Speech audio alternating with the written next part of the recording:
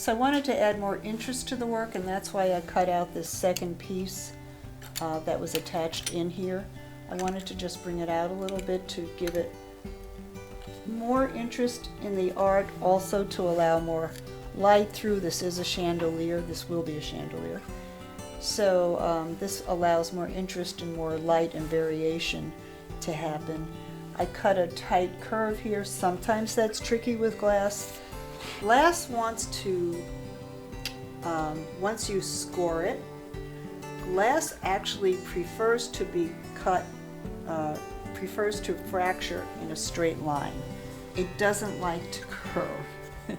So when you cut the curve out, it sometimes is tricky to successfully pull it out once you've scored it, but you get to hold the glass enough and work with the glass enough, you get used to that aspect of it.